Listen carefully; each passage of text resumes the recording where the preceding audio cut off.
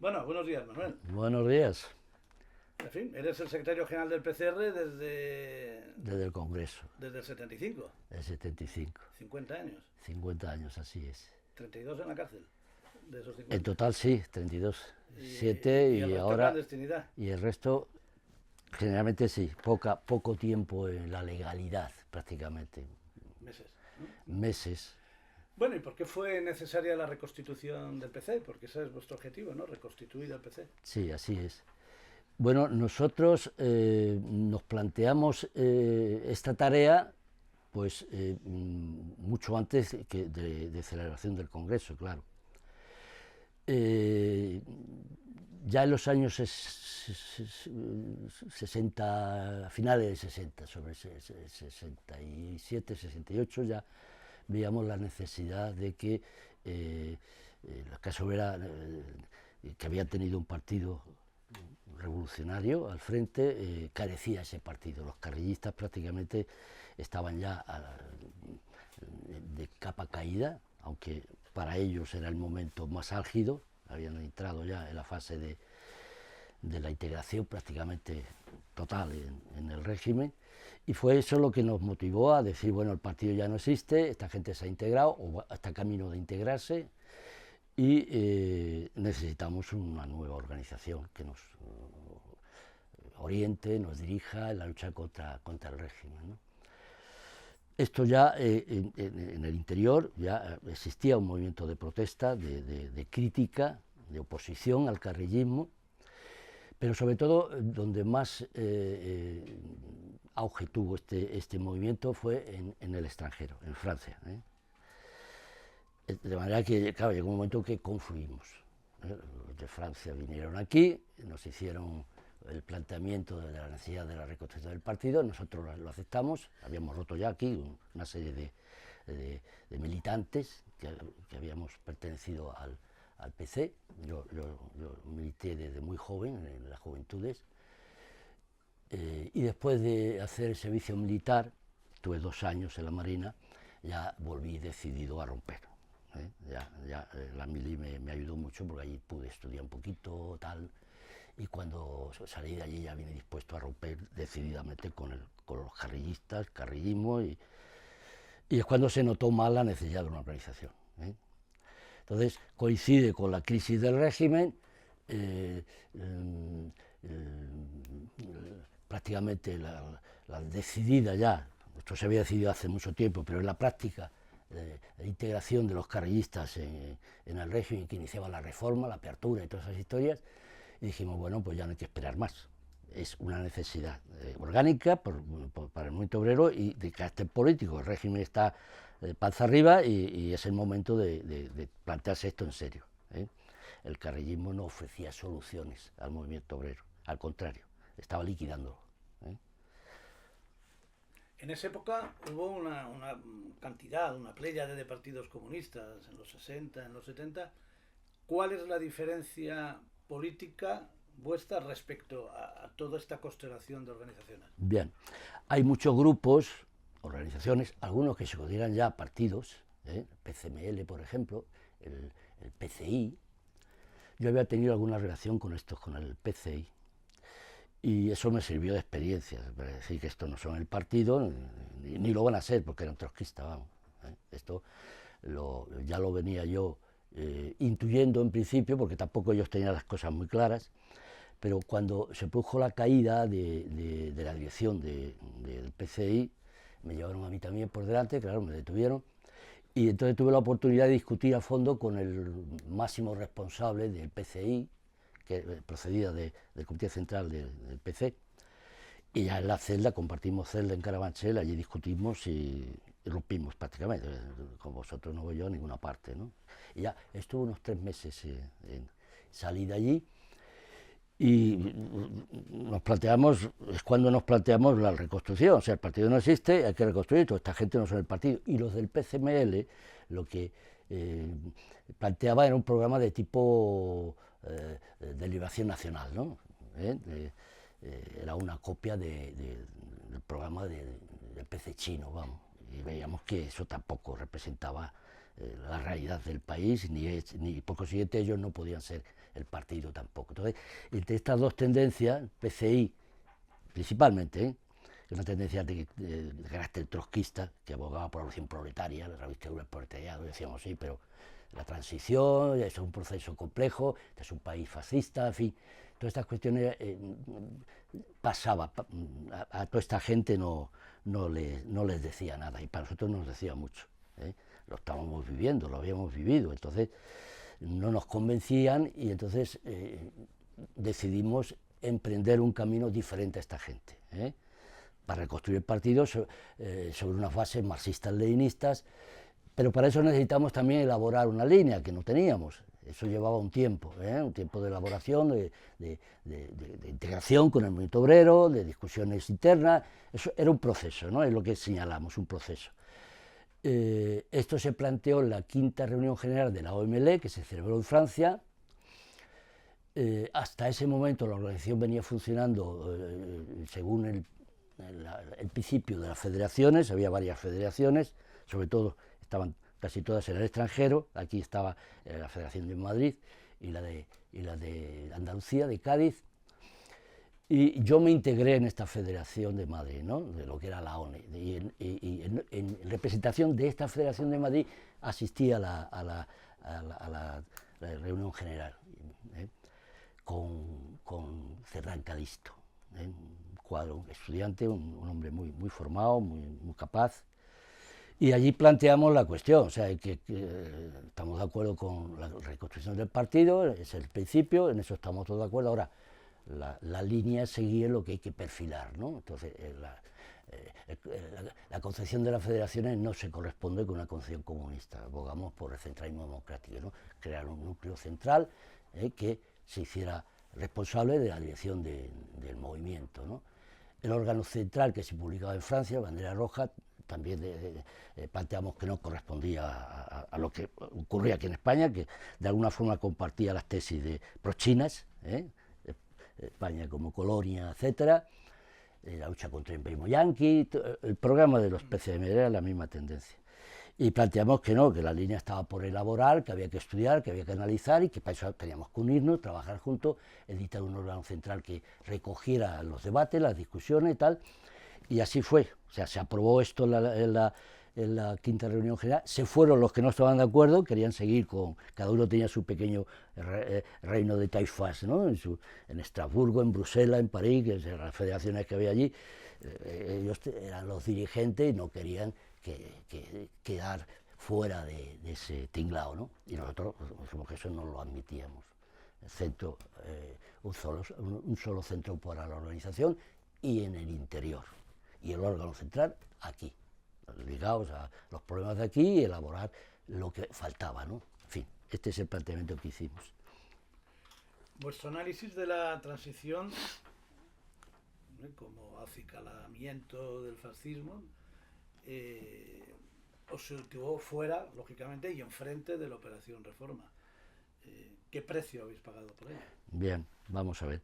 Nosotros partimos de la tesis de que España es un país desarrollado, industrialmente desarrollado, económicamente moderno, no es el país semifeudal del que hablaban todavía los carrillistas y todos estos grupos, hablaban de país colonial y tal. Partimos de un país ya desarrollado industrialmente, pero la cuestión fundamental, lo que determinaba en última instancia la línea política, seguía la existencia de un régimen de tipo fascista.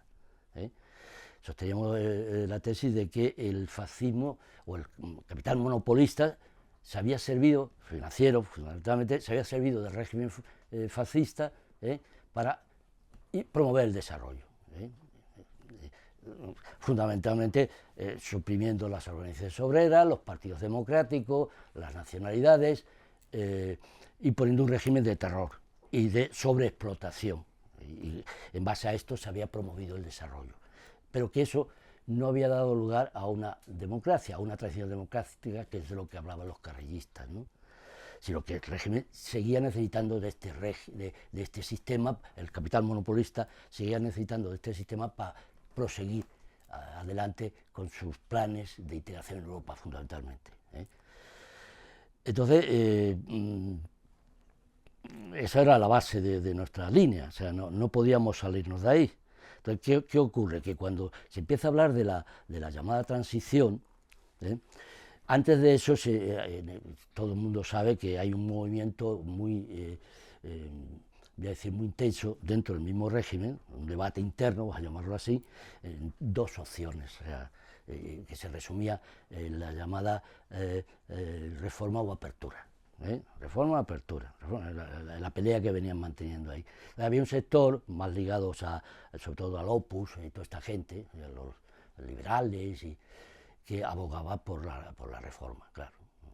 Mientras que el sector falangista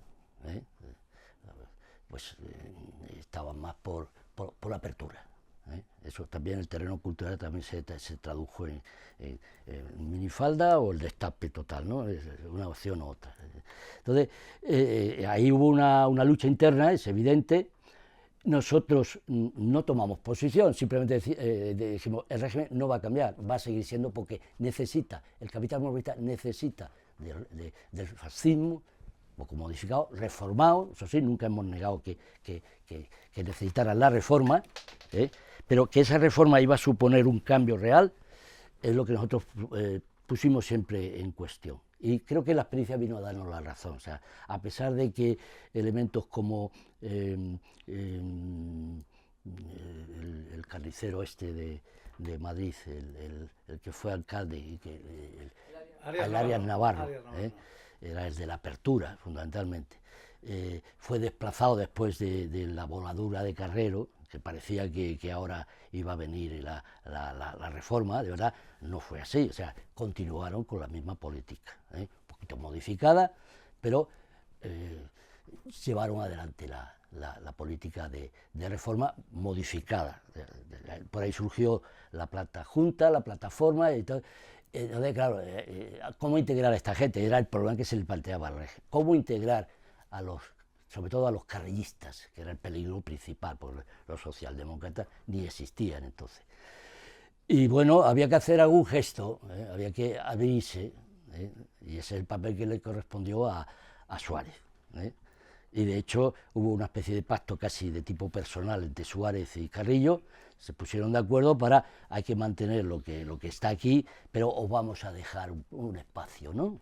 Y es lo que hicieron, pero el régimen seguía siendo el régimen. Pero mientras hablaban de todo esto, en Vitoria mataron a 5 obreros, efectivamente, ¿no? efectivamente. Entonces, la represión no cesó, al contrario, se intensificó, se combinó la demagogia reformista, porque ya la apertura había quedado un poco relegada, con la salida del Arias Navarro y toda esa gente, y se empezó a hablar más de la reforma. ¿Pero la reforma de qué? La reforma del régimen, ya lo decía Suárez, se reforma lo que se quiere conservar.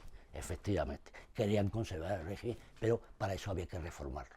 ¿En qué sentido? En el sentido de que había que incorporar al régimen los sectores que habían mantenido fuera, sobre todo a los carrillistas, porque los socialdemócratas estaba asegurado, con los alemanes detrás, eso estaba claro.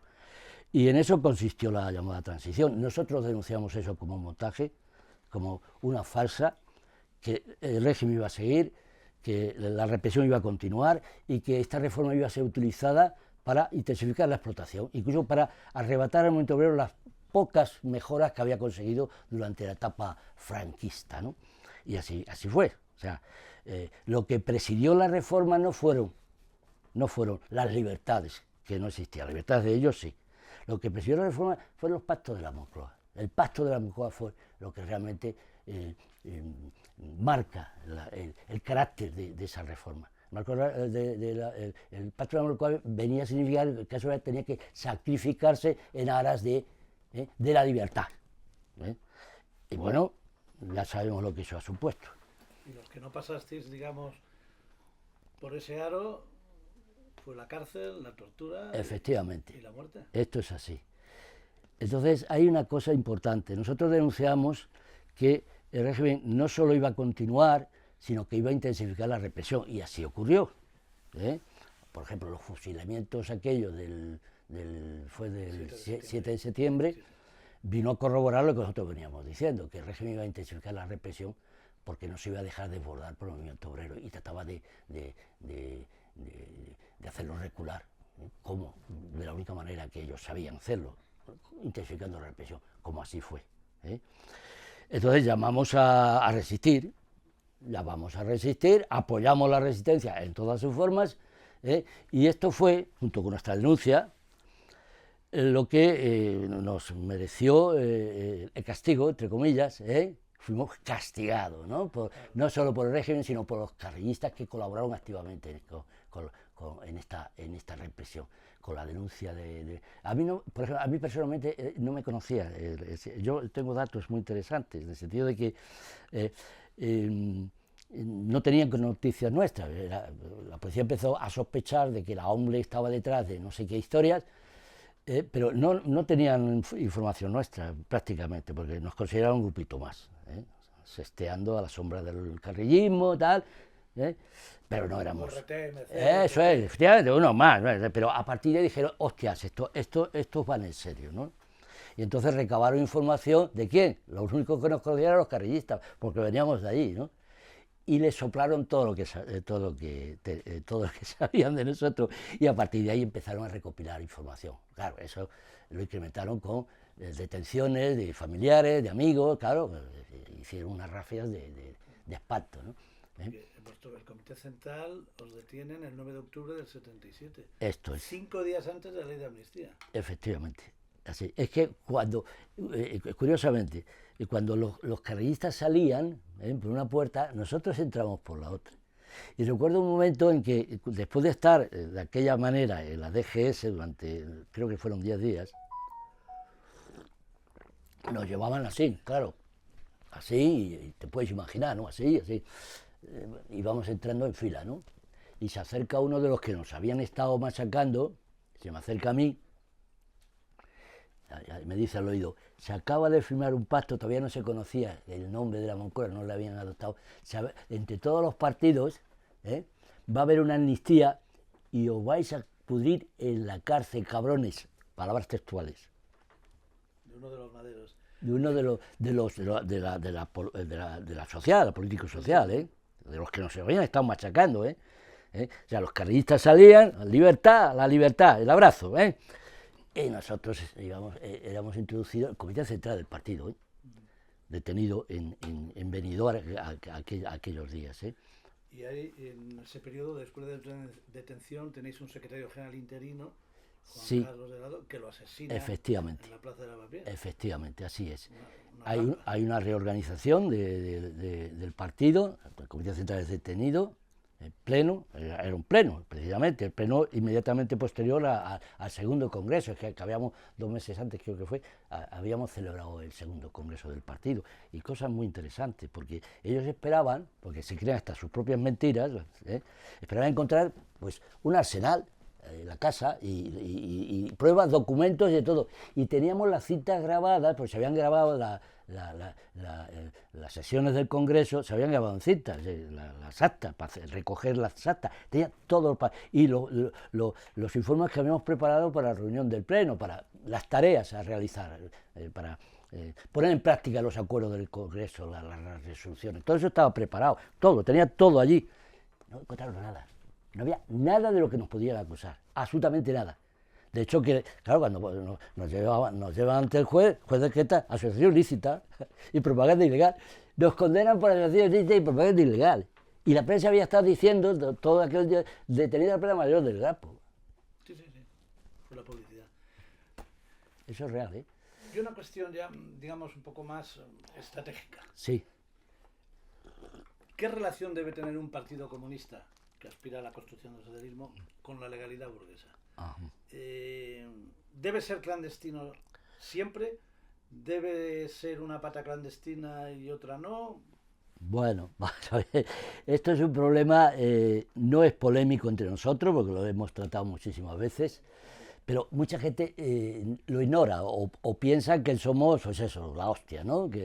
Y creo que eso hay que ponerlo en su sitio. O sea, nosotros abogamos, porque es una cuestión de principio, mientras no exista libertad plena, y no la va a haber, estamos convencidos de eso, la experiencia lo está demostrando, ahí tenemos, para no ir más lejos, la ley de partido, que para no referirme a otras cosas, el hecho de que no haya una amnistía, está ahí. A nosotros no nos amnistiaron, es que esto no se conoce.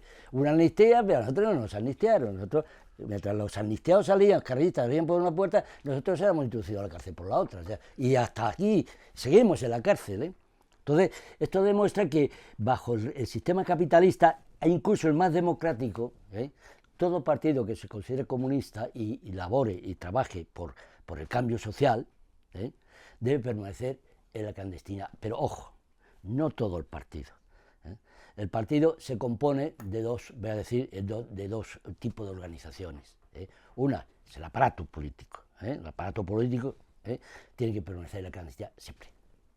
Renovarse, etcétera. Incluso nosotros ya previmos esto y de hecho una parte de la dirección del partido se trasladó al extranjero, tuvimos que volver, pero nuestro plan era crear una infraestructura clandestina en el extranjero para preservar al partido de la represión. Esto fue así, tuvimos que volver por una serie de circunstancias, porque hubo una polémica, porque efectivamente hubo gente que decía ahora ya viene la democracia, y dijimos de eso nada.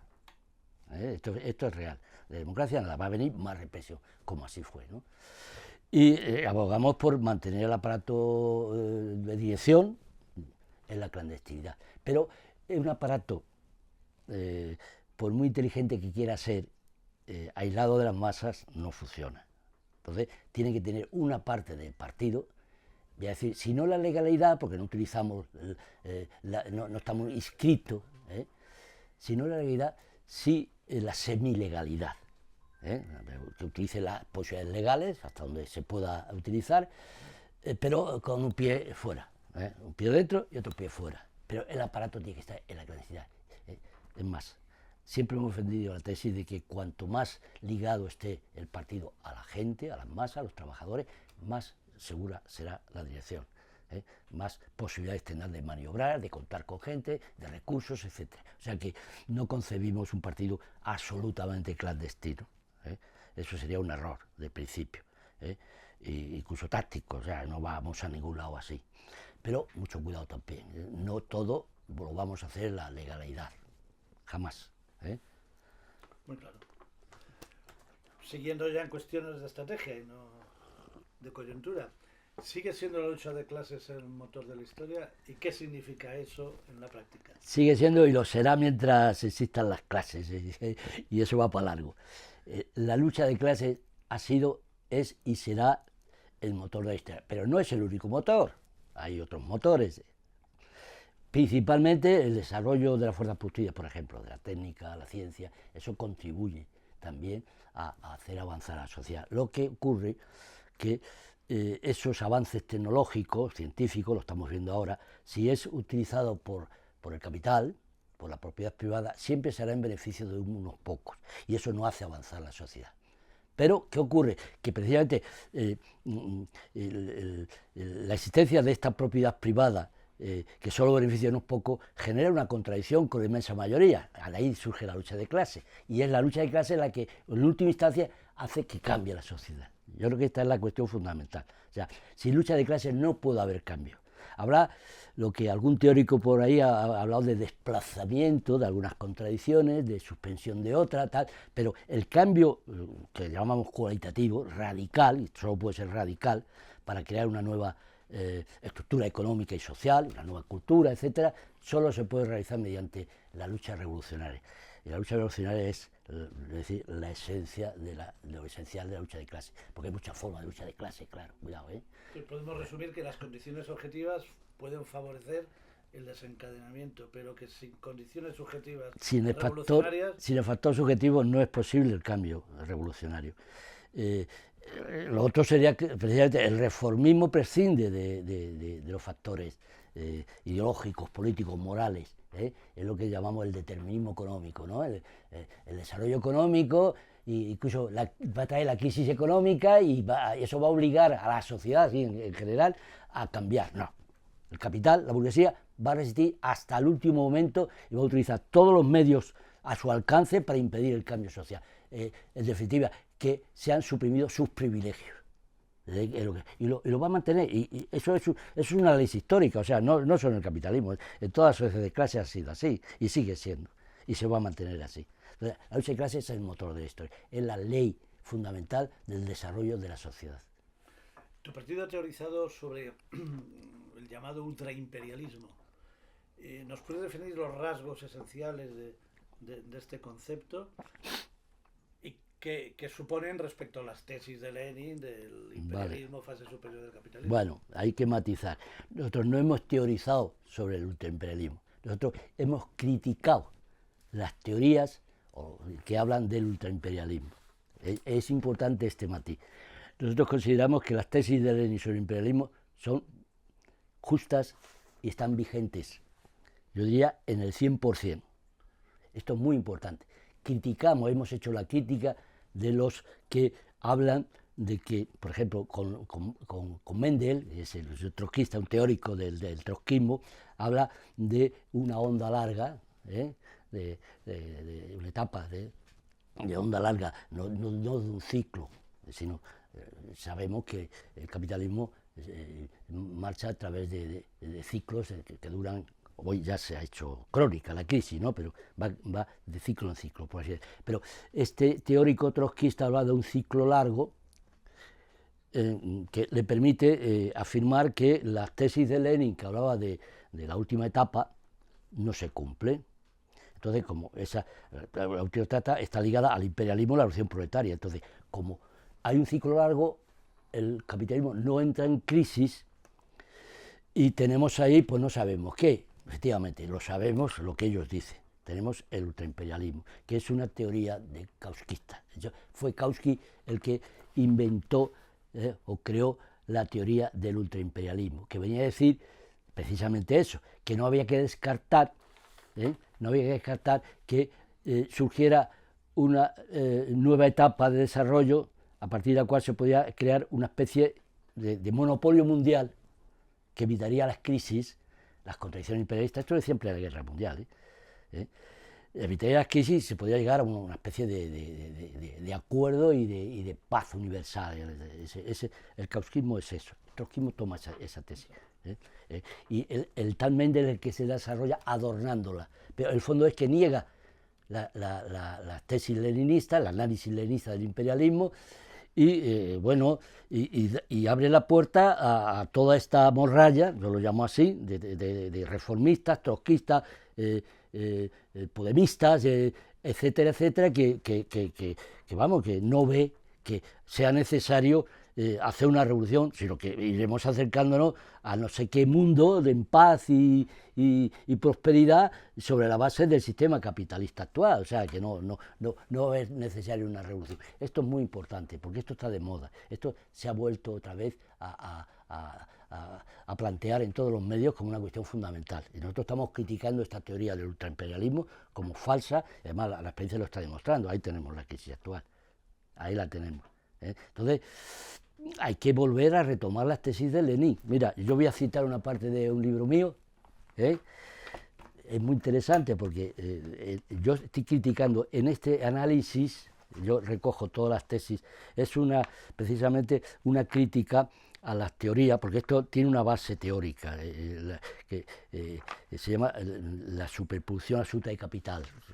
La superposición absoluta de capital viene a decir que el capital se va a desmoronar por sí mismo. En definitiva es la misma teoría.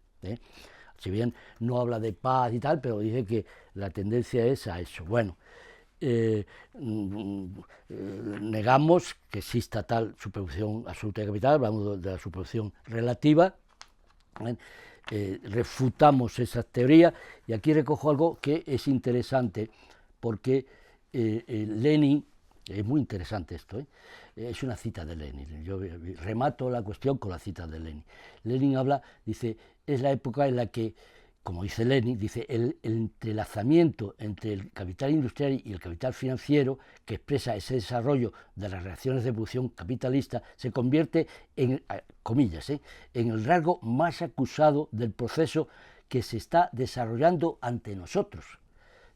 El que se advierte, atención a esto, que las relaciones de economía y de propiedad privada constituye una envoltura que no corresponde ya al contenido, que esa envoltura debe inevitablemente descomponerse, atención a esto, que puede permanecer en estado de descomposición durante un periodo relativamente largo, pone entre paréntesis, dice, en el peor de los casos, si la curación del tumor oportunista se prolonga demasiado, la onda larga, pero que con todo y eso será inevitablemente suprimida.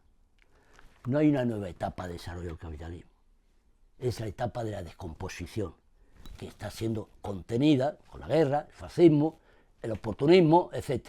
Pero el capitalismo no tiene futuro. Hace tiempo que perdió su viabilidad histórica, entró en la fase terminal, en su agonía, y eso explica las revoluciones socialistas, los movimientos de liberación y todo lo que tenemos ahora encima. Esto es muy importante subrayarlo, sobre todo de cara a combatir esa teoría, esa tesis kauskiana, trotskista, que nos lleva a olvidar la crisis, nos lleva a olvidar el imperialismo y habla de un supuesto superimperialismo que suprimiría las contradicciones imperialistas en definitiva. Y eso se ha mantenido hasta hace muy poco.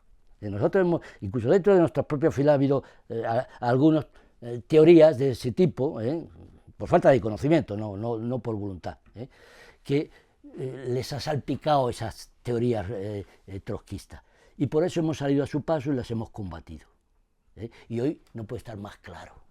Ya casi no hace falta ni argumentar, porque el mismo TAN lo está diciendo.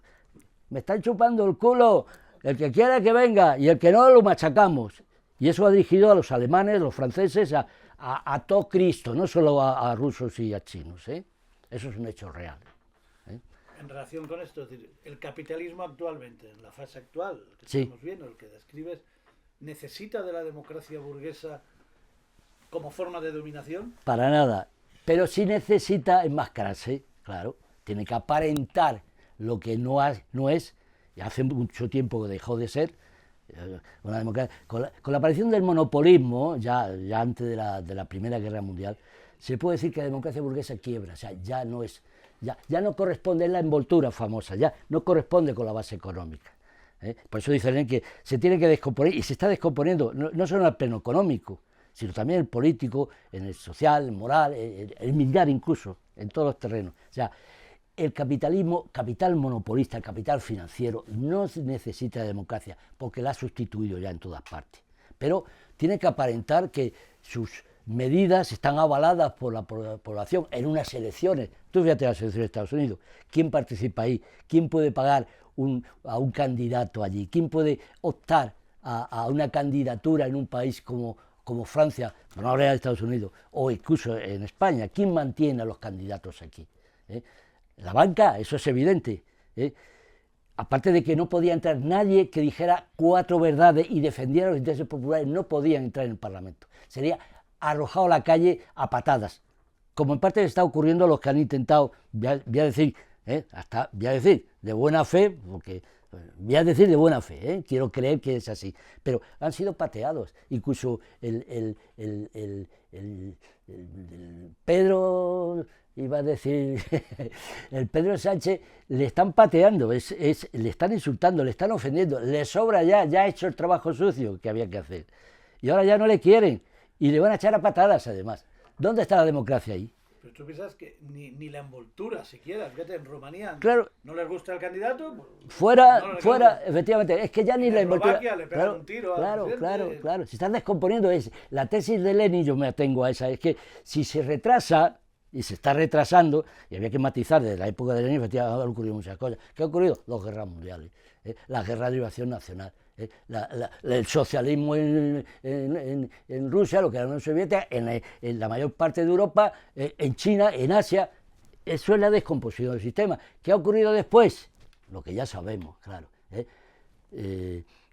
Para mí el papel del revisionismo ha sido fundamental, y el revisionismo era la avanzadilla del capital en las filas obreras, y han trastornado, han confundido y lo han deshecho todo. Eso es una realidad. Entonces tenemos que sacar lecciones de esta experiencia, que es fundamental. O sea, el revisionismo no es una corriente pequeña burguesa, democrática, equivocada, no. Es la avanzadilla del capital financiero en las filas obreras. Y lo han empleado a fondo, combinándolo, por supuesto, con la represión, con la guerra psicológica, con muchísimo dinero, etcétera. Y ante eso, hay que reconocerlo, hemos estado desarmados, es verdad. No han abusado, por así decirlo, de nuestra buena fe, es verdad. O sea, yo considero que muchos comunistas que han sido derrotados, no es que no fueran comunistas o pecaran de... No, si han pecado han sido de ingenuidad.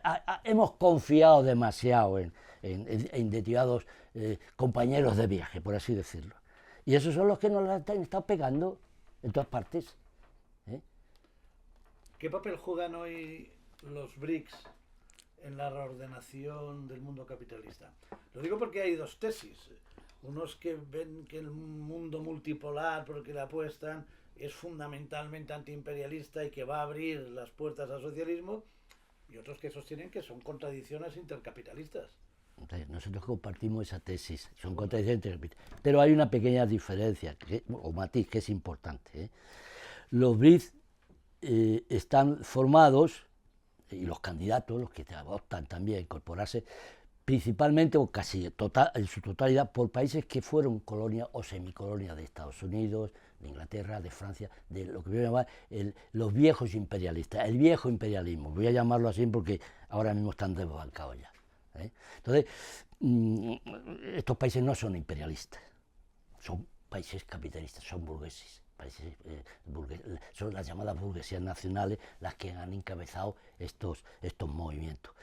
Entre ellos hay grandes potencias económicas, es evidente, pero todavía no han alcanzado el grado de imperialismo. Mi opinión es esa. Ahora bien, eso no quiere decir que no estén encaminados a llegar a conformarse como estados imperialistas si no hay una verdadera revolución popular. En ese sentido, las contradicciones entre ellos van a aparecer, ya están apareciendo, pero no van a tardar en aparecer contradicciones que van a poner de manifiesto en fin, que la unidad ahí es muy relativa, es momentánea, y que lo que se va a imponer también va a ser la lucha a medio y largo plazo.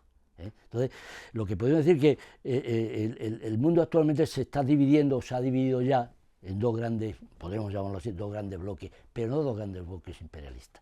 Nosotros los hemos definido de cierta manera. Está los imperialistas que aspiran a repartirse el mundo, de nuevo, son los clásicos, empezado por Estados Unidos, por supuesto, encuadrados en la OTAN, iban a comérselo todo, y los que se niegan a ser repartidos, que no son ya colonias, que se han unido para resistir a los lobos, o a los tiburones, como queramos llamarlo, pero que ellos mismos, la naturaleza de clase de esos regímenes son burgueses e incluso reaccionarios, cuidado, cuidado.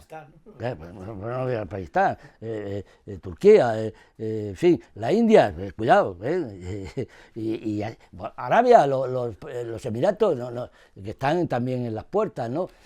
Pero bien, somos marxistas, somos objetivos, analizamos las cosas y vemos dónde está la contradicción principal, dónde la secundaria, etcétera, ¿no? Y vemos que la contradicción principal ahora mismo está en este choque entre el imperialismo clásico y los BRICS, que no son imperialistas, pero que son países capitalistas. Entonces, cuidado, un matiz importante.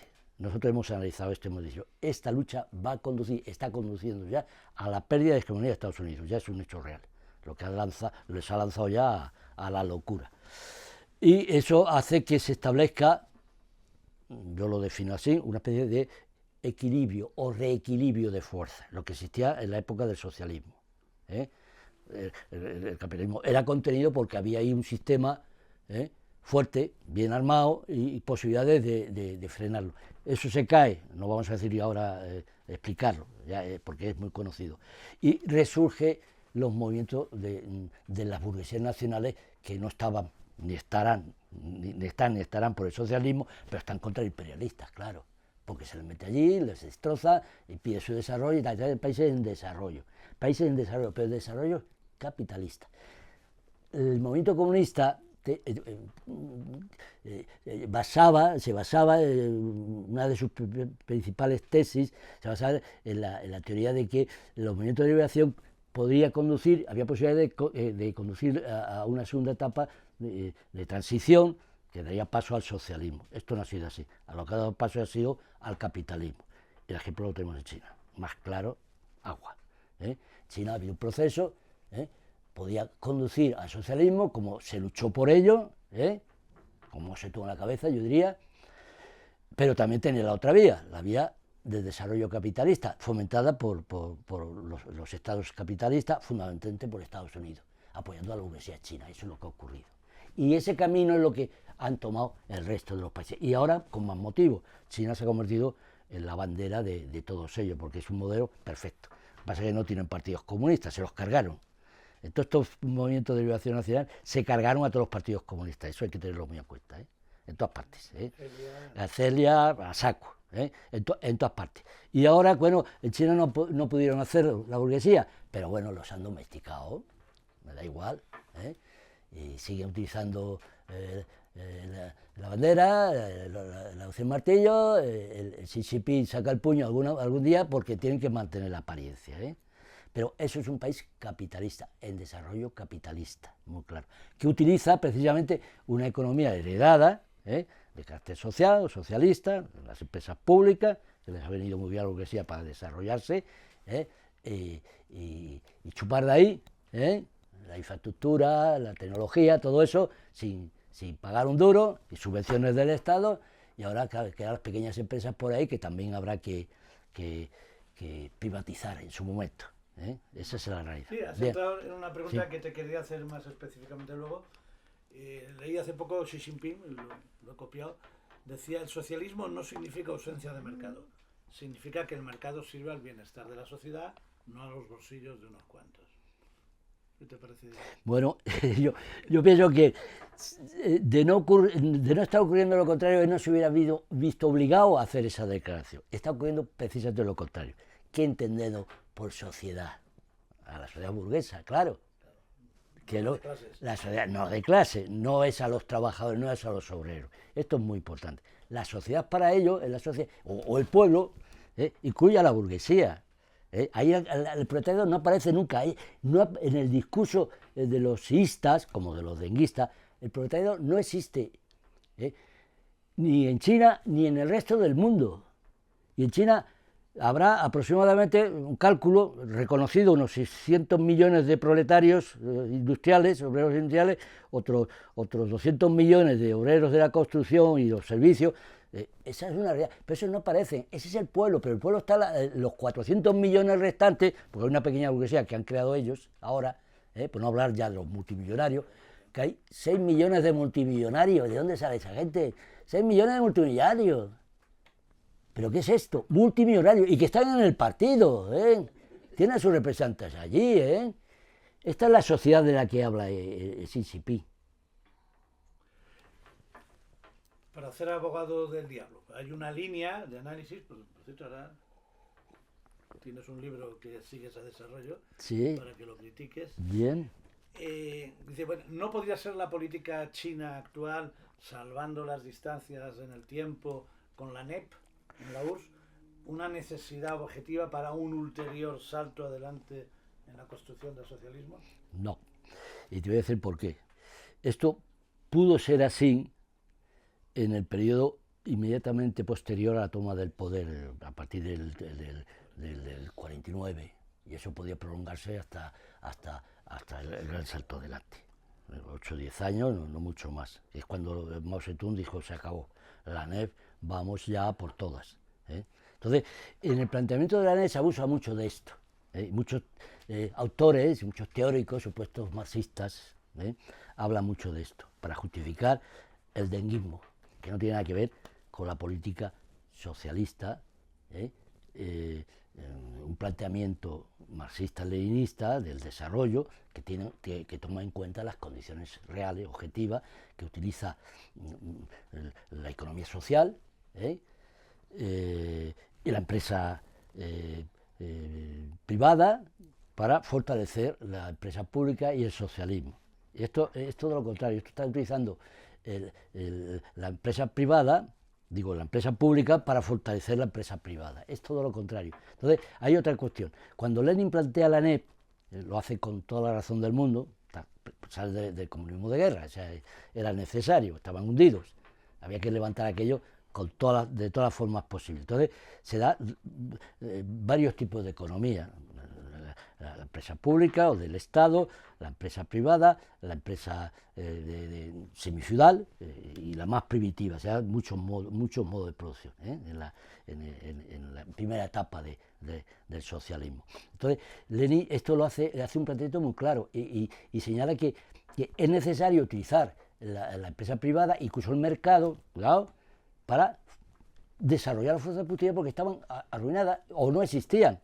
Y el Estado debía apoyar esto. Pero la finalidad era fortalecer la alianza obrero-campesina, crear la base económica para la electrificación, la modernización, todo eso fundamental. Pero, atención, eso era un periodo corto, relativamente corto. Se podía prolongar más o menos. Toda la polémica que se plantea en el PQS, Partido Comunista Bolchevique Ruso, entonces todavía no era PQS, era este tema. ¿Qué hacemos con la propiedad privada? ¿Qué hacemos con el mercado? Y ya se marca la necesidad de utilizar lo que llama Lenin la economía social, la combinación de las dos formas de economía social y la de tipo privada, no capitalista, sino privada, la cooperativa y tal, la aboga, de hecho es la vía que se impone allí, la cooperativa, sobre todo en el campo, que no es capitalista, es una forma de economía social, pero no capitalista, para fomentar el desarrollo y promover las nuevas fuerzas productivas para el socialismo, la propiedad social. Eso es fundamental. Y marca unas etapas, dependiendo del desarrollo, claro. Pero llega un momento en que, claro, las necesidades, la situación mundial, sobre todo, está exigiendo una aceleración de ese proceso, y eso solo se podría llevar a cabo suprimiendo la propiedad privada, acelerando la industrialización, la colectivización. Se marcan unos plazos. El objetivo luego estaba muy claro que era el socialismo y no la propiedad privada. En China se podía haber entrado en esa etapa y también tenía un límite, tenía una fecha de caducidad. No se puede prolongar indefinidamente eso. Lo que ha ocurrido en China es que la burguesía, los revisionistas con la propia burguesía, han prolongado ese periodo. Que tenía que haber acabado justo, ya te digo, a finales de los años 50 se ha terminado. Ahora vamos a acabar con la propiedad privada y vamos a fortalecer la empresa pública, las cooperativas, lo que proponemos, las comunas, tal. Pero claro, el plan de revisionismo de la burguesía es prolongar la NEP, supuestamente la NEP, no.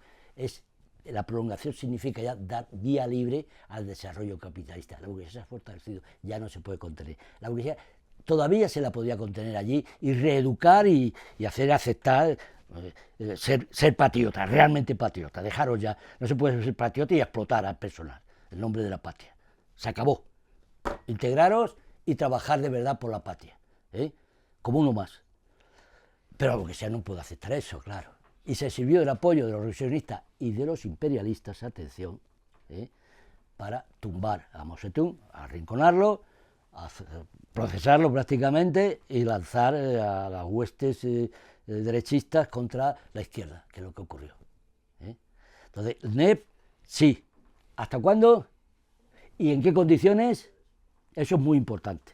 Entonces, los que hablan de la NEP tendrían que matizar y explicar qué fue la NEP realmente.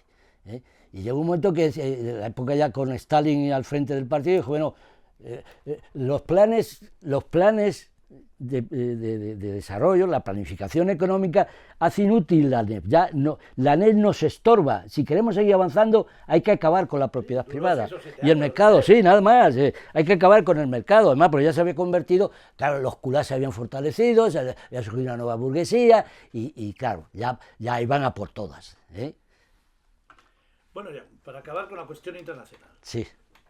Me leí en una última entrevista que decías que, aunque Putin representa los intereses y la expresión política de una burguesía nacional rusa, está viéndose obligado a adoptar medidas muy cercanas al socialismo.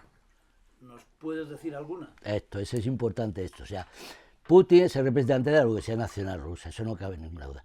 Pero, como tú has dicho, se ve obligado, como toda la burguesía actualmente rusa, a aplicar una política que no es la política de la burguesía. El plan de la burguesía rusa, ya desde el Yeltsin compañía, aunque este representaba más los intereses de los yanquis de Estados Unidos, pero el plan de la burguesía rusa era integrarse en Europa, ya desde el Gorbachov, la famosa Casa Común Europea. Ese era el plan de la burguesía rusa, y Gorbachov lo expresaba muy claro, la Casa Común Europea. Entonces, esto sufrió algunos cambios porque los yanquis se metieron por medio y dijeron, de Casa Común Europea, nada, esto todo para mí, ¿no? Y eso llevó el ultraliberalismo, ¿no? Llevó a la hecatombe, a la ruina total. Ha habido un intento de recomposición todo eso por parte de la burguesía rusa, ya con Putin a la cabeza, pero la respuesta fue ni hablar.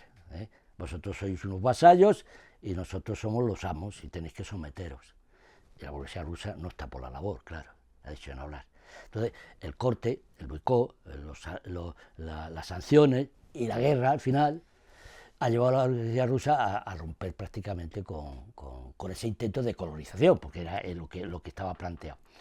Y claro, eso le ha hecho depender mucho de la clase obrera y del pueblo soviético, los pueblos. Le ha hecho depender, ¿viste? Y depender significa que tiene que hacerle concesiones, porque no puede enfrentarse al imperialismo machacando a los obreros, llevando la ruina a sus hogares y tal.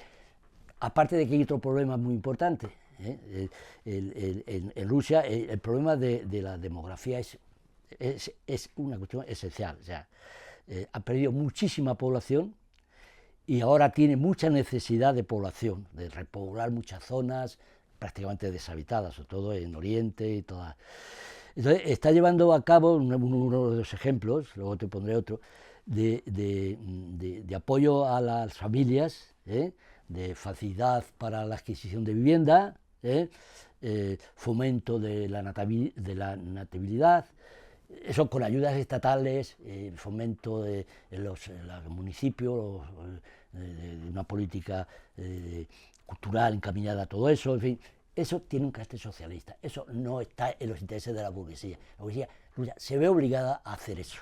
El interés de la burguesía lo representaba el Yeltsin, eso sí era, pero lo que está haciendo se ve obligada, la burguesía se ve obligada porque no puede hacer otra cosa, o eso convertirse en una colonia. No llegaría a eso porque habría antes una revolución allí, eso está muy claro, ¿no?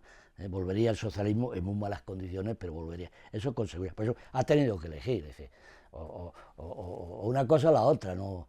Nosotros hemos analizado toda esta cuestión. Hay otro detalle muy importante que voy a poner, es que Putin ha hecho una serie de reuniones, viene haciéndolas regularmente, una serie de reuniones por sectores, ¿no? La cuestión, por supuesto, el ejército, la tecnología, la cultura, las relaciones exteriores, por supuesto, los BRICS, todo esto, y la cuestión económica. Entonces, creo que ha sido la última, o la penúltima reunión que ha hecho de este tipo, con todos los expertos, economistas, representantes de la comunidad empresarial, tal, para planificar la economía, a ver qué hacemos, ¿no?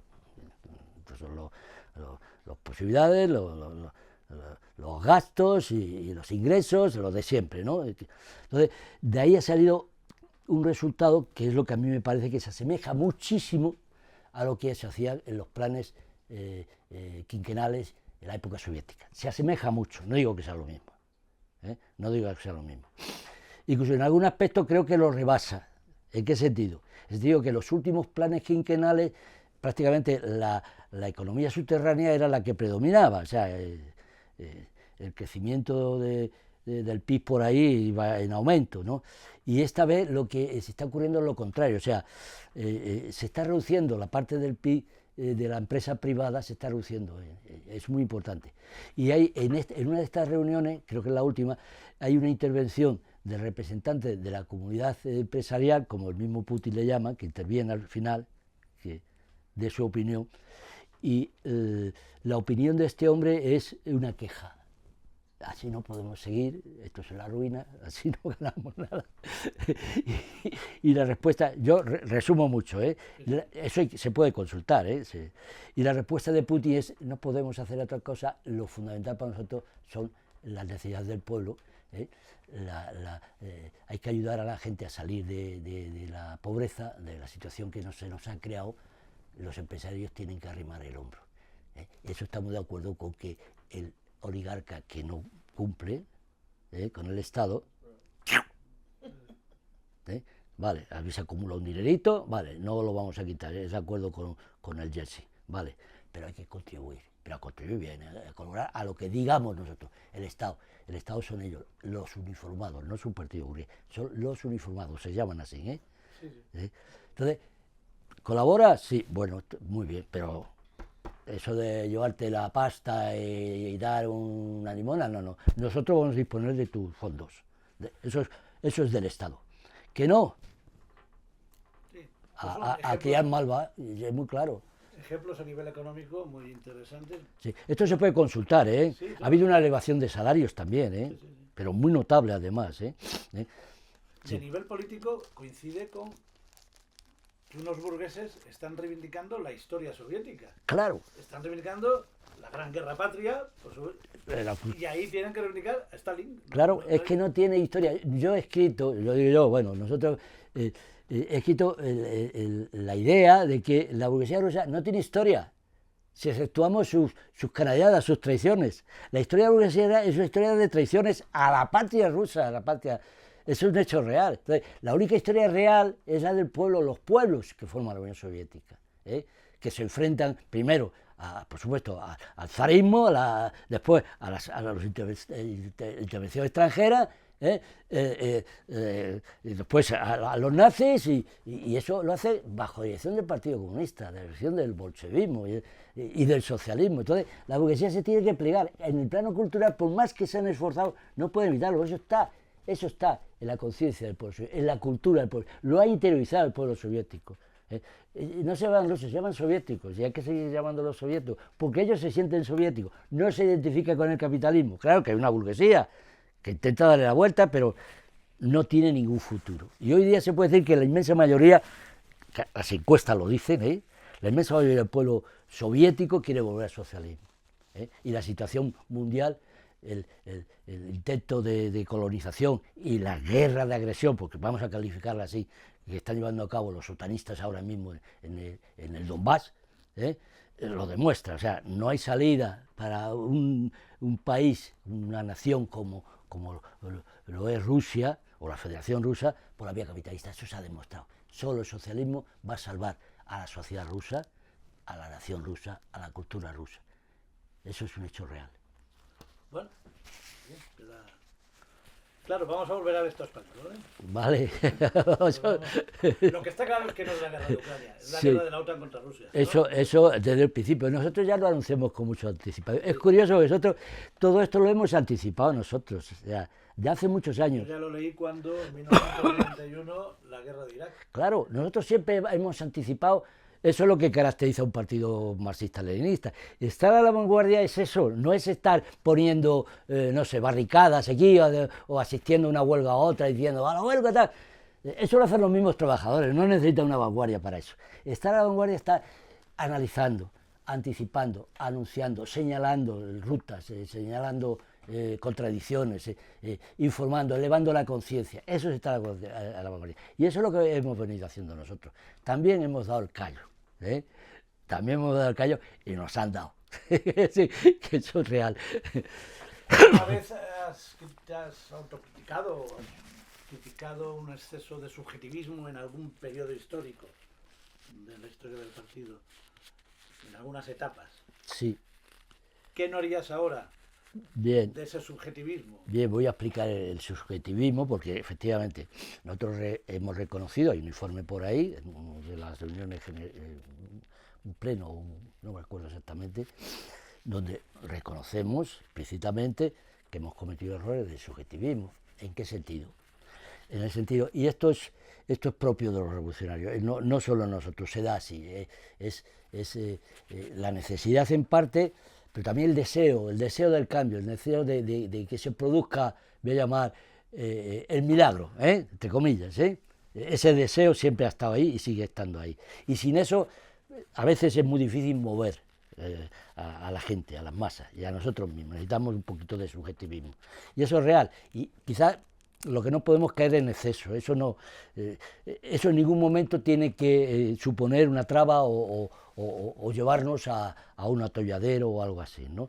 Y bueno, en parte ocurrió eso, llegó un momento en que pensábamos que las cosas iban a ir mucho más deprisa, ateniéndonos a la crisis del régimen, y bueno, por así decir, echamos todas nuestras fuerzas a la calle, decimos, aquí hay que ir a por todas, porque es el momento, ¿no? Objetivismo, ¿eh? Y el problema principal es que eso se prolongó, ¿eh? Eso se prolongó. Después, la renovación de la dirección, que se produjo después de la detención del Comité Central, tuvo como consecuencia, en parte muy condicionado también por la represión, por el asesinato de Codes y por el asesinato de otros camaradas, tal. Pues bueno, España Viva. Sí, España Viva, 5 chavales que asesinaron en una acampada, en Girona, en fin, hubo un montón de asesinatos, pero así a sangre fría, como quien dice, ¿no? Eso llevó a la concepción de que nos iban a liquidar y que había que resistir, ¿cómo? Pues respondiendo. Entonces, ya dijimos entonces que íbamos a militarizar el partido si seguían asesinándonos, pero que no íbamos a claudicar, no iban a conseguir que renunciáramos a nuestras ideas. El problema del régimen es que cuando creían que ya habían conseguido liquidar el comunismo en este país, aparece una nueva organización que resulta que le está poniendo todo en cuestión de nuevo. Los carlistas ya están en la olla, pero ahora aparece gente por ahí que está poniéndolo todo en cuestión. Tenemos de nuevo aquí al fantasma, ¿eh?, del comunismo. Creíamos que haberlo liquidado y claro, fueron a por nosotros, aprovechando la colaboración de los carlistas fundamentalmente. La calumnia, la mentira, los extraños grapos, los extraños tal, fíjate tú. Bueno, y claro, en esas condiciones dijimos, pues nos van a liquidar, vamos a defendernos, así de sencillo. Entonces, claro, eso fue, si quiere, la derivación de ese subjetivismo. Pero nosotros, antes de ese momento, ya en el 77, ya hicimos planes para abrirnos a la gente. Promovimos un comité de enlace donde estaba para unir una serie de organizaciones que estaban en torno al partido, estudiantes, intelectuales, en fin, Socorro Rojo, tal. Promovía un movimiento popular abierto, lo que hablábamos antes, claro, el partido iba a seguir la clandestinidad, pero íbamos a trabajar en ese sentido. Claro, se fueron entraron a saco, pero fueron a por nosotros porque éramos realmente un problema real y llegaron a decirlo. Que si no acababan con nosotros, hay textos ahí de la prensa legal, si no acababan con nosotros, no sabían por dónde podían salir las cosas, no la tenían todas consigo. Bueno, nosotros valoramos esa situación como un momento crucial, había que lanzarse, no digo a por todas, pero sí empujar al máximo, dentro de nuestras posibilidades, todo lo que teníamos. Y claro, el régimen seguía fuerte, evidentemente, con la colaboración de esta gente. Y después de los 10 famosos millones de votos del Felipito, pues ya, claro, ya entonces dijimos, esto se acabó, porque habíamos intentado una salida política. Es que esto es real, o sea, no lo estoy inventando. Y de hecho había llamado un intento de negociación, entre comillas, ¿no? Pero están asesinando a Martín Luna, ¿no? Claro, empieza por ahí, claro. Una condena del propio pero empieza así, el Barrio Nuevo se estrena así. Además, ya cuando ya estábamos en la cárcel, ya dijimos, bueno, con esto ya se acabó esa de negociar. El Suárez, hay un intento real, porque Suárez intenta llegar a un acuerdo con nosotros. Es real, ¿eh? Y nosotros hacemos unas propuestas y decimos, ¿cómo vale? ¿Queréis negociar? Parte de ellos, la iniciativa, decimos, bueno, muy bien, adelante.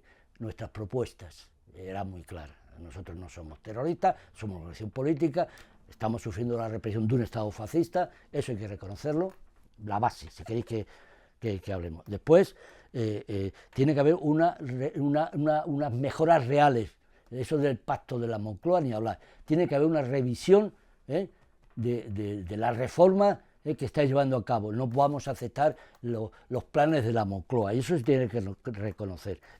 Había que concretarlo después, ¿no? Después tiene que haber una compensación por el daño que nos habéis causado, económica también, porque habéis machacado nuestra familia, nos habéis deshecho en el plano familiar y personal, y eso tiene que haber un reconocimiento también, no nos vamos a conformar con una amnistía, ni hablar. En principio no dijeron nada con el Suárez, y eso quedó ahí. Bueno, ya se estudiará. Esas eran nuestras condiciones básicas, ya se estudiará. Pero cuando se produjo la sonada del 23F aquel, después vino el Sotelo, tal, estaba todo así, dijimos, vamos a ver por dónde sale, porque era un problema. Tenía una crisis muy grande, es real. Es que por eso aprovechamos esa coyuntura y decir, vamos a buscar una salida política si se reconoce lo básico, lo fundamental. Y nosotros decíamos, si se cumplen estas condiciones, nosotros vamos a abogar para la disolución de los grapos. Nosotros no somos los grapos, pero tenemos influencia porque entre otras cosas hay camaradas allí, claro que sí, y los estamos apoyando, pero nosotros no somos los grapos. Y vamos a aconsejar, vamos a argumentar que si se dan estas condiciones, donde se nos permite hacer nuestro trabajo, nuestra labor de propaganda, de formación, de organización, de manera pacífica, pues no hay motivos para resistir con las armas. O sea, y esto es lo que le vamos a decir a ellos. Y si no lo aceptan, pues veremos a ver qué pasa. Vamos a retirar a nuestros camaradas ahí, porque no vamos a aceptar, sería una aventura. Así lo planteamos, Entonces, pero se tienen que aceptar estas condiciones. No somos terroristas, no somos los malos de la película, al revés, somos los que hemos dado el callo, los que más hemos hecho no por la reforma, por la democracia en este país, y lo estamos pagando, y eso se tiene que reconocer base, sin eso no vamos a ningún lado. Y luego está la cuestión de las cuestiones laborales, y bueno, eso fue así. Entonces, claro, cometimos un error en ese sentido, ese subjetivismo que nos embargaba, decir, esto va para adelante, vamos a conseguir realmente tumbar a los fascistas de una vez, no planteamos ya el socialismo, que va, pero vamos a lograr un retroceso real. Habían reculado, pero seguían ahí parapetados, y con los carrillistas detrás apoyando. Luego vienen los socialfascistas, dijimos, esto ya además dijimos, se acabó, esto ya vienen a por nosotros y aquí esto va para largo. Eso fue así, eso fue así. ¿Luego hubo algún intento más de negociación o algunas negociaciones? En 98 hubo unas, ¿no? Sí, pero ya luego ya, claro, no, pero es que ya vinieron, claro, ya vinieron con el Aznar, ya vinieron en plan chulo prácticamente, a que tragáramos, porque no nos habían dado ninguna respuesta, Eso quedó ahí, claro, está pendiente de qué pasaba en el Estado, claro. O sea, eso quedó ahí pendiente.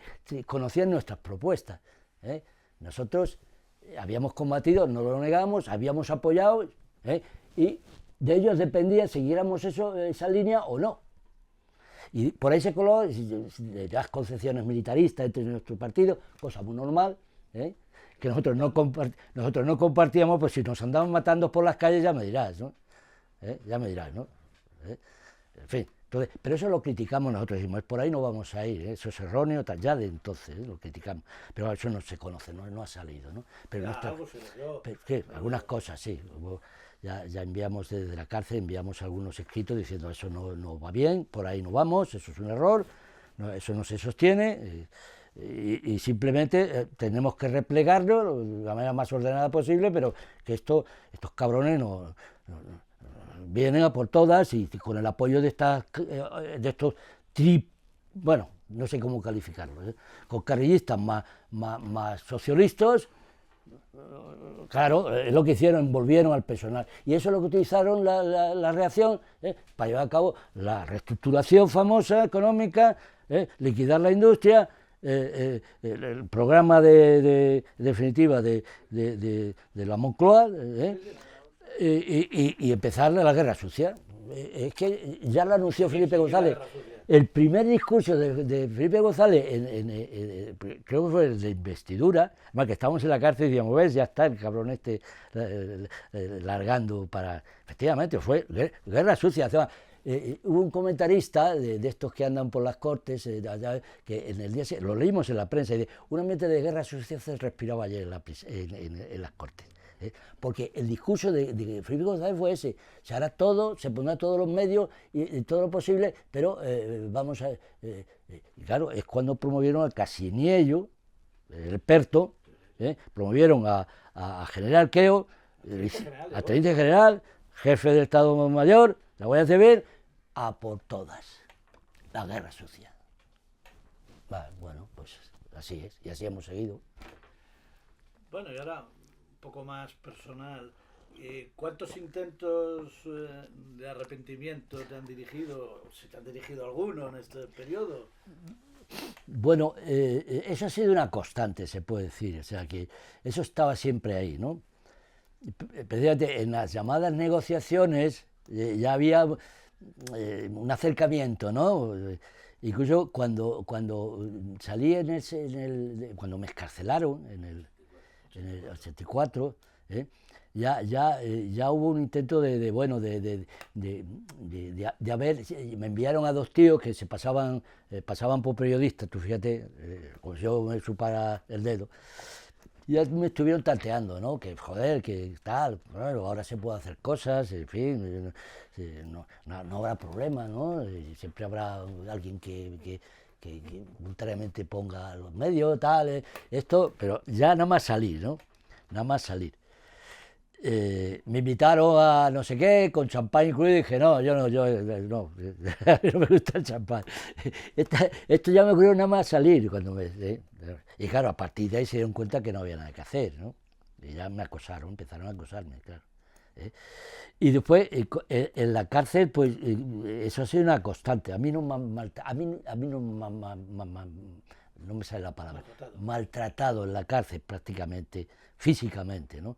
Por supuesto, he sufrido un aislamiento atroz, o sea, una verdadera tortura, o sea, físicamente no, pero en el plano psicológico, vamos a decirlo así, en el moral, a mí la moral no me ha afectado nunca, al contrario, ¿no? Pero estar aislado mucho tiempo, sin ver a nadie, sin poder hablar siquiera con nadie, eso hay que pasarlo. Yo estuve 4 años casi sin poder hablar con nadie, hasta cuando me sacaban de la celda a cualquier asunto, vaciaban el camino para que no me encontrara con nadie, fíjate. Tortura blanca. Una verdadera tortura, o sea, los que traían la comida y tal, está prohibido hablar. Cuando me preguntaba algo, ni siquiera me podían hablar, o sea, era tremendo, o sea, era tremendo, ¿no? Claro, eso es una forma de decir, ¿no quieres? Pues toma. Y luego, ¿qué pasa? Tal, ¿no? Hablamos, tal. No tengo nada que hablar, está todo hablado, ¿no? Eso ha sido una constante, eso ha sido una constante, ¿no? Pero ya digo, físicamente a mí no me han tocado, que quede claro, yo nunca he sido objeto de violencia física, lo han sido mis camaradas, y de aquella forma, ¿no? Pero a mí, fíjate, con el Conesa y el Villa el Niño, pues fíjate tú cuando nos detuvieron, madre mía, que nos metieron una capucha para meternos la DGS y nos tuvieron allí un montón de días, a mí, yo diría casi porque era el espíritu servir de esa gente está ahí, o sea, y ante mí, está mal decirlo, pero ante mí esta gente se arrastraba, de verdad, Su mentalidad militar, sí, le llevaba eso, O sea, tenían carta blanca para machacar, despellejar vivo a todo el mundo, incluso a mí si le hubieran dado orden. Pero si no, como no tenían esa orden, debían tener la orden de no tocarme, porque iba a ser demasiado escandaloso, claro, iba a salir por todos lados. No, porque la idea, si conseguimos a ganarlo... Y efectivamente, y en parte eso, ¿no? Tenían información, no me conocían personalmente, me habían detenido en el año 70, pero yo era un currito, me tomaron como tal, lo era, no tenían información mía prácticamente. Los carrillistas se la ofrecieron, claro. Los carrillistas le informaron. Sí. Lo que dije ayer de cabeza buque, eso no lo sabía nadie. Y la policía me habló de eso ya. Y eso solo se lo podían haber dicho los carrillistas, los dirigentes carrillistas, el cabeza buque. Eso fueron ellos los que le soplaron cómo me llamaban a mí. Un ejemplo, ¿no? Pero a mí no me tocaron, Yo fui testigo de lo que estaban haciendo, pero a mí no me tocaron. Eso es real, No puedo decir que me hayan maltratado siquiera. Ahora, en el plano psicológico, todo, o sea, te puedes imaginar. O sea, 4 años sin comunicar. Eso es tremendo, Eso es para mí la peor tortura que se puede sufrir es esa. Bueno, para ir acabando esta interesantísima charla, bueno, ¿y ahora qué proyectos tienes en tu plano personal y en el político? Ayer anunciaste algo. Sí, bueno. Voy primero con el personal, ¿vale? Sí. En el plano personal tenía más que un problemilla, un problemón, porque se había producido desde hace muchísimos años una ruptura con mi familia más próxima, con mis hijas, ¿eh? Y no había contacto con ellas prácticamente. Sí, 2 hijas y 3 nietas tengo. No sé si tengo alguna bisnieta, posiblemente, es que no lo sé, no lo sé. Posiblemente tenga una bisnieta, ¿eh? Y se había producido una interrupción, vamos a llamarla así, y me costaba ahora al salir, lo primero que hice fue procurar conectar con ellas, saber dónde están, cómo estaban, y no había facilidad, no había posibilidades. Pero últimamente ya ha habido una buena noticia, y es que una de mis hijas ya ha conectado conmigo, y ya tenemos previsto una entrevista. Vamos a ver cómo resulta, pero es una bellísima persona, es mi hija, claro, y yo confío mucho en ella, ¿eh? Y creo que a través de ella vamos a poder resolver el problema familiar que está ahí desde hace muchísimo tiempo colgando, ¿eh? Enhorabuena, Entonces, si consigo de nuevo rehacer mi relación en fin, más íntima, más entrañable, más privada con mis hijas y mis nietas, eso será una gran cosa para mí. Y me ayudará mucho a seguir, por supuesto. Es un gran estímulo, eso no cabe duda, ¿eh? Y estoy muy esperanzado.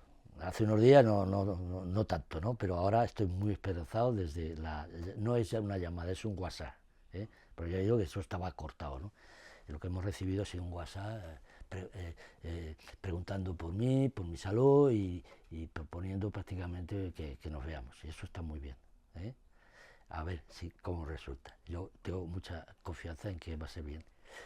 Y en el plano político, ya apunté ayer, creo que es necesario hacerlo.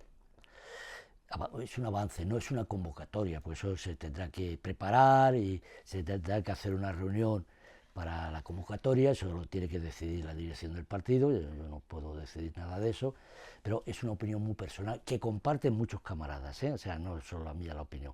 Hay una opinión casi unánime de que la tarea más importante que tenemos ahora que abordar es la del 5º Congreso del partido. El último fue el 98, ¿no? Sí, fue el 4º Congreso, fue el 98. Entonces, fíjate, se han transcurrido años entonces, ¿eh? Y se está echando de menos. ¿Por qué? Porque hay muchas cosas que analizar, muchos ajustes que hacer en la línea política, en la táctica también, todo eso es muy importante, porque claro, yo te hago un avance, ¿no? Es una opinión muy personal, ¿no? Esto hay que debatirlo, hay que discutirlo. No, recógelo porque nos interesa que se sepa, o sea, pero porque es una cuestión personal, ¿eh? Mi opinión es que hay una concepción, se ha generado una concepción de la etapa anterior, que nosotros nunca nos hemos negado y que te lo acabo de explicar, en que somos unos guerrilleros, en parte lo hemos sido, claro que sí, y lo vamos a hacer siempre, ¿no? Pero que no nos confundan, nosotros abogamos por una línea política, por una salida política, por un trabajo político, de propaganda, de organización, por preparar a las masas para la revolución, efectivamente. Que esta no va a ser pacífica, eso está muy claro. Pero que no la van a hacer 4 locos, también, más claro todavía, ¿eh? Y si hemos aparecido muchas veces como 4 locos es porque nos han obligado, porque es una cuestión de vida y muerte. Y ante eso, pues bueno, te van a freír a tiros por la espalda además, pues vamos a defendernos, ¿no? Pero si no se crea esa nueva situación, pues abogamos por un trabajo abierto, sin olvidar que tenemos que mantener la organización, el aparato de la clandestinidad, sin olvidar eso tiene que quedar claro. Y nuestro programa va a defender los tesis, los principios que siempre hemos defendido. No va a haber modificaciones en cuestiones de principios, va a modificar la táctica, y la línea política. Ese es el plan. Entonces, el Congreso tiene que avalar estas cuestiones, y para eso hay que argumentar, hay que preparar textos, hay que proyectos. Hay un proceso que queremos que sea amplio, que participe mucha gente, toda la gente interesada, ¿no? Vamos a abogar por la unidad, por supuesto, con los comunistas, los verdaderos comunistas, eso es una cuestión también de principio. Vamos a abogar, vamos a ver cómo, por una especie de frente amplio, no sé cómo decírtelo, no para colocar a un candidato en el Parlamento, o a dos o tres, cuidado, no para eso, sino para hablar con la gente, movilizar a la gente y parar los pies a los fachas y a los fautores de la guerra imperialista. A esos hay que pararlos con la gente en la calle. Esa es la cuestión. Y no en el Parlamento, porque el Parlamento, al contrario, va a legalizar eso. Y es a lo que hay que ponerse, no dentro, porque ahí te tienen pillado, sino desde la calle. Esa es la Constitución.